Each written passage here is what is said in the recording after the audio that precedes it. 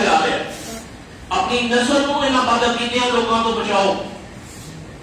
اسی فتنے کے دور سے گزرنے پہ نا. ہر گل کیا حضور کے دور چ ہوئی سی؟ کیا حضور نے عمل کیتا سی؟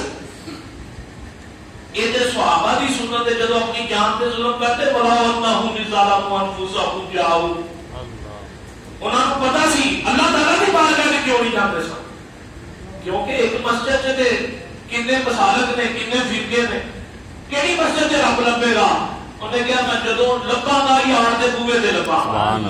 صحابہ کا عقیدہ یہ سی جدوں اپنی جان تے ظلم کرتے اپنے نفس تے ظلم کرتے تے پھر رب دی بارگاہ نہیں سن گڑگڑاتے مصطفیٰ دی بارگاہ جا جاتے سن. بلا انہم ظلموا انفسہم جاؤ.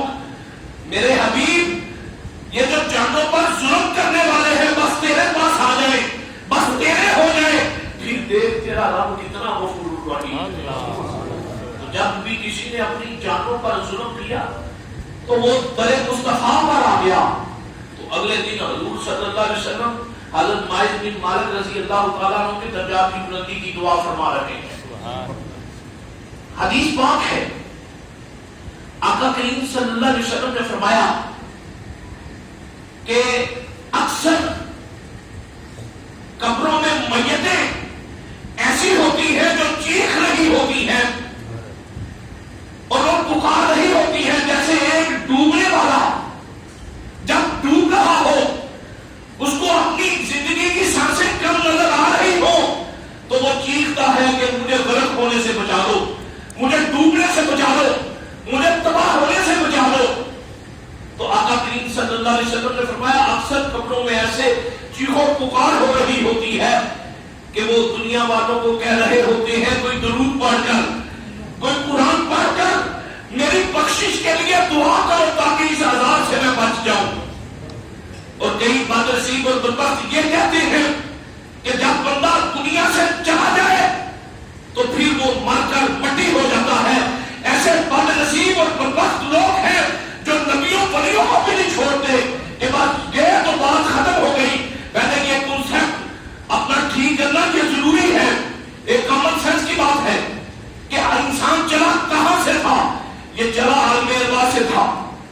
عالم ارواح سے چلا شکم مادر میں آیا, شکم مادر سے چلا عالم برزخ میں چلا گیا, عالم برزخ سے چلے گا تو عالم قیامت میں چلا جائے گا. تو انسان تو سفر کر رہا ہے. اگر انسان مر کر مٹی ہو جائے یا یہ کنسپٹ اس قوم کے ذہن میں ہو کہ انسان مر جائے تو مٹی میں مٹی ہو جاتا ہے تو یہ کنسپٹ ٹھیک نہیں ہے. اگر انسان مر کر مٹی میں مٹی ہو جائے تو پھر کیا ضرورت ہے کہ آپ نے دیکھا ہوگا سنا ہوگا. یہ مجھے بٹی صاحب نے ایک ویڈیو سینڈ کی, اس میں تھا کہ پانی کی اتنی قلت ہے کہ 12 میل دور جا کر عورتیں پانی لے رہی ہیں, وہ پانی نصیب نہیں ہے. اگر انسان مر کر مٹی ہو جائے تو پھر اس کو غسل دینے کی ضرورت کیا ہے؟ یہ میں تنوع مصطفیٰ بتا رہا ہوں. انسان اگر مر کر مٹی ہو جائے تو پھر پانی کی تو اتنی قلت ہے تو پھر اس کو غسل دینے کی ضرورت کیا ہے, وضو کروانے کی ضرورت کیا ہے؟ اور ایسے بھی لوگ ہیں, ایسی بھی غربت ہے کہ لوگ لباس کے لیے ترستے ہیں اور بچیاں جن کے پاس لباس نہیں ہے, پھٹے ہوئے کپڑے پہنے ہوئے ہیں, دوپٹہ سر پر نہیں ہے, اس لیے تو ان کے پاس وسائل نہیں ہے. اگر مر کر انسان مٹی ہو جائے یا ختم ہو جائے تو یہ 22 گز کفن کا کپڑا اس کو کیوں پہنایا جاتا ہے؟ لوگ زندہ ہو کر خوشبو کے لیے ترسے اور اس کو خوشبو کیوں لگائی جاتی ہے؟ ارے پھر شریعت کا حکم ہے کہ جب جنازہ لے کر چلو تو اس کو جھٹکے نہیں لگنے چاہیے, اس کو پیار سے لے کر چلو. تو پھر کیوں حکم ہے؟ ارے پانی ضائع کرنے کا مقصد ہی کوئی نہیں. اگر انسان مر گیا ختم ہو گیا. 22 گز کفن پہنانے کا مقصد ہی ختم ہو گیا اگر انسان مر گیا. ارے ساری زندگی تم فجر ظہر عصر مغرب عشاء پڑھتے رہے, امام تمہارے آگے رہا, عیدیں پڑھتے رہے, امام تمہارے آگے اور تم پیچھے تھے. یار یہ عجیب بات ہے کہ آج تم دنیا سے گئے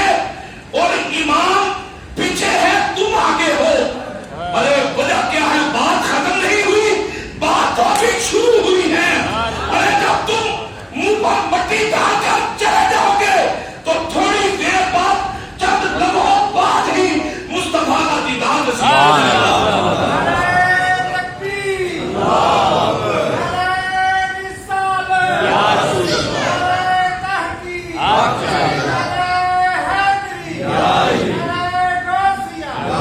ابھی تو بات شروع ہوئی ہے، تم بات ختم ہونے کی بات کرتے ہو، ابھی تو بات شروع ہوئی ہے۔ ارے تم تنہا قبر میں چھوڑ کر جا رہے ہو، تم کہتے ہو بات ختم ہوئی، بات تو ابھی شروع ہوئی ہے۔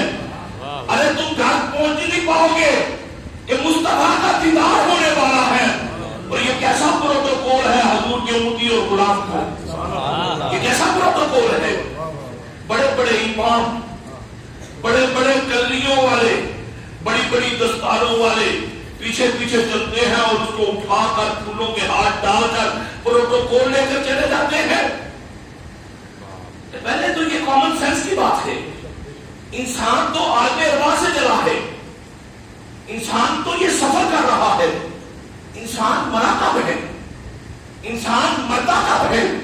ارے سنیے، وہ انسان جو تعلق مصطفیٰ سے دور ہو، اس کی سانس چلتی بھی ہو تو مردہ ہے، اور جس کا تعلق حضور سے ہو جائے وہ مر کے بھی زندہ ہے۔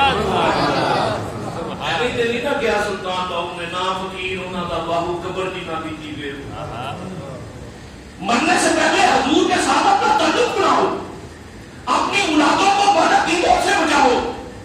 یہ نہ ہو کہ تمہاری اولادیں جو ہیں بدعقیدہ ہو جائیں، بد نسلوں میں بیٹھ کر بد نسل ہو جائیں، اور یہ تجھ سے سوال کرتی پھرے کہ بتاؤ نبی میں یہ کمال ہے یا نہیں ہے۔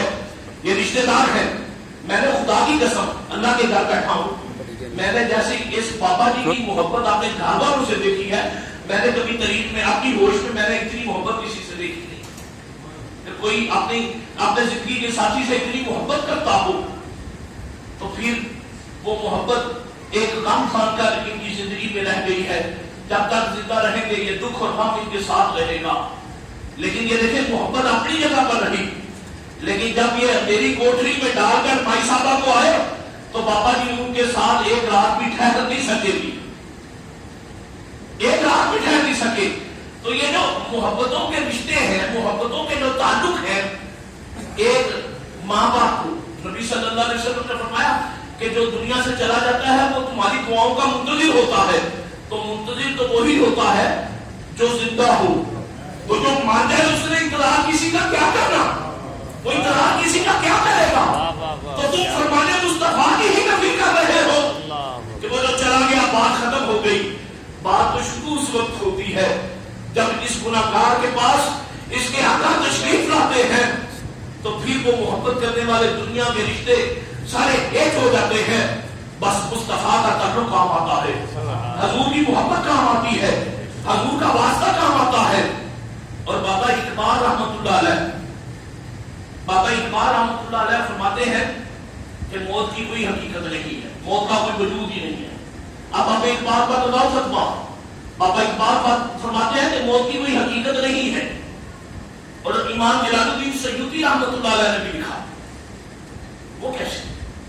فرمایا کہ یہ جن کو یارانہ مل جاتا ہے وہ چاہے قبر میں ہو یا زمین کے اوپر ہو یا نیچے ہو، ان کی حیات ہی حیات ہے، یہ مرتے نہیں ہیں۔ اور استاد رحمت نیازی صاحب رحمت اللہ علیہ آپ جب پنڈی تشریف لے گئے تو آپ نے بابا علامہ اقبال رحمت اللہ علیہ آپ کے غلام سے ملاقات کی، آپ کے نوکر ملازم سے ملاقات کی، تو آپ فرماتے ہیں کہ مجھے کوئی علامہ صاحب کا عجیب واقعہ بتاؤ جو تمہیں اپنے زندگی میں دیکھا ہو اور تم اس میں حیرت زدہ بھی ہو گئے ہو، پریشان بھی۔ پہلے تو اس غلام نے رونا شروع کر دیا، پہلے یہ کتابوں میں بات نہیں تھی لیکن اب ہے۔ عبدالستار خیام نیازی صاحب رحمت اللہ علیہ نے جب پوچھا تو اس نے کہا ایک عجیب معاملہ میں نے علامہ صاحب نے دیکھا تھا کہ میں نے، اور انہوں نے مجھ سے وعدہ بھی دیا تھا کہ میری زندگی میں اس راز کو فاش نہیں کرنا، یہ راز راز ہی رہے۔ تو وہ بابا جی جو علامہ اقبال صاحب کے خادم تھے وہ کہنے لگے عبدالستار خان نیازی صاحب رحمت اللہ علیہ کو کہ ایک رات کا پچھلا پہر تھا، علامہ صاحب میرے پاس آئے اور آ کر مجھے کہنے لگے کہ جاؤ جا کر میرے معزز مہمان آئے ہیں ان کے لیے جا کے لسی لے کر آؤ۔ میں پریشان ہوا یہ نصیب ملے گا کون سا ٹائم ہے اور رات کے اس پہر نصیب ملے گی کہاں سے؟ وہ کہتا میں غلام تھا، میں برتن دھونے لگا، علامہ صاحب نے برتن پکڑا اپنے ہاتھوں سے دھویا اور میں چلا گیا.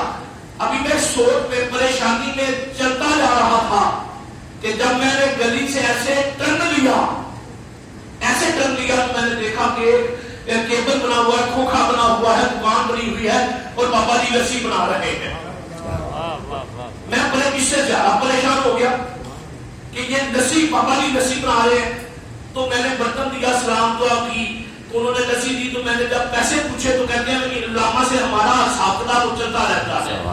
اس بات سے میں اور پریشان ہو گیا، اس بات سے میں اور پریشان ہو گیا. میں اسی پریشانی میں جب واپس آیا تو علامہ صاحب نے مہمانوں کو رسی پیش کی. میں اپنے کمرے میں چلا گیا، ہلکی ہلکی باتوں کی آواز آتی رہی. تو پھر میں اس اسلام میں جانتا رہا کہ پتہ نہیں مہمان ٹھہریں گے یا جائیں گے. اور مجھے وہ پریشانی تھی کہ راتوں رات دکان کیسے بن گئی، پالیسی والا آ کیسے گیا. میں اسی بات میں پریشان تھا. اچانک علامہ صاحب سے انہوں نے اجازت لی، علامہ صاحب کو گلے سے لگایا، ماتھے پہ بوسہ دیا، وہ چل دیے. میں پریشان تھا. میں بھاگ کر دروازے کی طرف گیا، ایک قدم ان کا دروازے کی چوکھٹ پر تھا اور دوسرا گلی کے آخری کونے پر تھا. میں نے کہا یہ کوئی عام ہستی نہیں ہے، یہ کوئی عام انسان نہیں ہے، یہ کوئی خاص بات ہے. میں نے علامہ صاحب سے پوچھا کہ حضور میں نے ساری زندگی آپ کی خدمت کی ہے، آپ کی نوکری کی ہے، تو حضور مجھے بتائیے تو صحیح آنے والے کون تھے اور وہ کھوکھے والا بابا کون تھا؟ تو بابا اقبال جلالی تھے. آپ نے فرمایا چھوڑ دو اس بات کو، جاؤ اپنا کام کرو، جا کے آرام کرو. میں نے جب اسرار کیا تو انہوں نے کہا مجھ سے وعدہ کرو میری زندگی میں کبھی یہ راز فاش نہیں کروں گی. میں کبھی کی زندگی میں یہ راز فاش نہیں کروں گا. انہوں نے کہا کہ جو آئے تھے وہ خواجہ صاحب تھے اور جو نصیب والے بابا جی تھے وہ داتا نہیں ہرگے نہیں. سبحان اللہ. موت کا کوئی وجود نہیں ہے. ارے موت میں جن کا اللہ کے ساتھ گرانا پڑ جاتا ہے، نبی کی محبت مل جاتی ہے، وہ قبر میں بھی زندہ ہوتے ہیں اور قبر کے اوپر بھی زندہ رہتے ہیں. یہ بابا اقبال احمد اللہ ہے. اور پھر جب یہ قبر جب یہ مردے کو لے جایا جاتا ہے تو اس کو خوشبو کیوں لگائی جاتی ہے، وضو کیوں کروایا جاتا ہے، غسل کیوں کروایا جاتا ہے، اور اس کا چہرہ قبلے کی طرف کیوں کیا جاتا ہے؟ یہ حکم ہے، شریعت کا حکم ہے. جب کوئی مار جائے تو اس کا چہرہ قبلے کی طرف کر دو. کیوں؟ اس کی وجہ کیا ہے؟ اس کی وجہ یہ ہے کہ اسی طرف سے تو مصطفیٰ آ رہے ہوتے ہیں، اسی طرف سے تو مصطفیٰ نے آنا ہے. تو حکم ہے اس کا چہرہ قبلے کی طرف کر دو. اس کو جھٹکا نہ لگے، بغیر وضو کے نہ ہو، بغیر لباس کے نہ ہو، کیونکہ اس کے پاس مصطفیٰ نے آنا ہے. تو یہ تو زندگی ختم ہوئی نہیں، یہ تو زندگی کا سلسلہ چلتا جا رہا ہے. یہ ہمارے عام 12 گھنٹوں کا دن ہوتا ہے اور گرمیوں میں کچھ وقت بھر جاتا ہے، اور عالم قیامت میں ایک دن 50,000 سال کا ہوگا. وہ کیسے گزرے گا؟ اگر نبی کی محبت، نبی کی غلامی نصیب ہو جائے تو وہ دن آسان ہو جائے گا، ورنہ یہ چند روز کی زندگی یہ گزارنا مشکل ہو چکی ہے. تو میرے دوستو، آقا کریم صلی اللہ علیہ وسلم نے فرمایا کہ جب کوئی مومن مسلمان دنیا سے جاتا ہے، رات کا کوئی پہر ہو یا دن کا کوئی پہر ہو، اس کو نماز عصر کا وقت دکھایا جاتا ہے. اور جب فرشتے اس سے سوال کرنے آتے ہیں، اس سے سوال پوچھتے ہیں، من ربو کا، تیرا رب کون ہے، اس کو عصر کا وقت دکھایا جاتا ہے. اور جب فرشتے سوال کرتے ہیں تو اس کو سورج ڈوبتا ہوا نظر آتا ہے. وہ کہتا ہے پیچھے ہٹ جاؤ، پہلے مجھے نماز عصر ادا کرنے دو، پھر تمہارے سوال کا جواب دوں گا. اور نبی صلی اللہ علیہ وسلم نے فرمایا پھر قیامت تک وہ فرشتے اس کی قبر میں واپس نہیں آتے بھی، لوٹ کر نہیں آتے.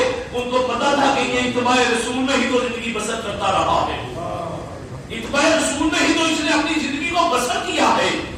تو میرے دوستو، یہ ثاقب صاحب کی بات محترمہ، کئی بچیوں کو انہوں نے قرآن پڑھایا اور کئی ان کے شاگرد ادھر موجود ہیں جنہوں نے ان سے قرآن پڑھا اور قرآن پڑھ کر فیضیاب ہوئے.